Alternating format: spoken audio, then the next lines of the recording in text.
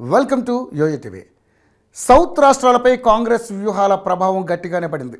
అందుకే పక్కనే ఉన్న కర్ణాటకతో పాటు తెలంగాణలో కూడా సంపూర్ణ మెజార్టీతో హస్తం పార్టీ అధికారాన్ని కైవసం చేసుకుంది. అయితే జోష్ను ఏపీలోనూ కూడా కొనసాగించాలని చూస్తోంది అధిష్టానం. అందుకు కావాల్సిన కసరత్తును కూడా ప్రారంభించింది. అయితే 2014లో రాష్ట్ర విభజన తర్వాత ఏపీలో కాంగ్రెస్ పూర్తిగా అడుగంటిపోయింది. గత 2 ఎన్నికల్లోనూ ఆ పార్టీకి కనీసం 1% ఓటు బ్యాంక్ కూడా దక్కలేదు. ఒకప్పుడు రాజ్యమేలిన ఈ రాష్ట్రంలో పరిస్థితి దారుణంగా ఉంది. ఈ నేపథ్యంలో వచ్చే ఎన్నికల్లో అయినా ఏపీలో పుంజుకోవాలని కాంగ్రెస్ భావిస్తోంది.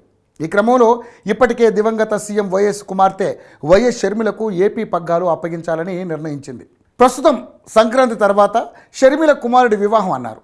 ఈ రెండు అయిన తర్వాత ఈ నెలాఖరులోగా లేదా ఫిబ్రవరి తొలివారంలోనూ షర్మిల ఏపీ పగ్గాలు పట్టేందుకు రంగం రెడీ అవుతోంది. ఇక నాణ్యానికి ఒకవైపు అన్నట్లుగా పార్టీకి మేలు చేస్తుందని అంచనా వేస్తున్నారు వైఎస్ అభిమానులు.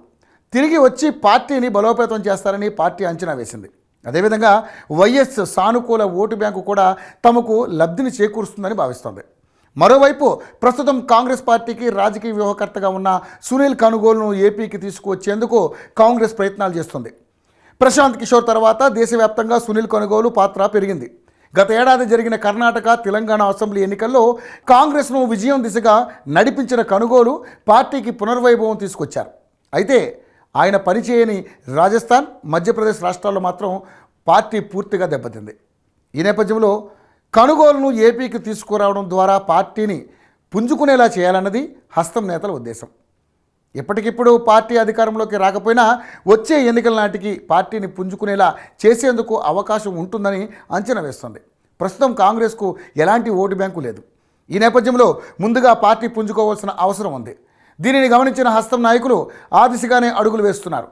త్వరలోనే దీనిపై నిర్ణయం తీసుకుంటారని సమాచారం.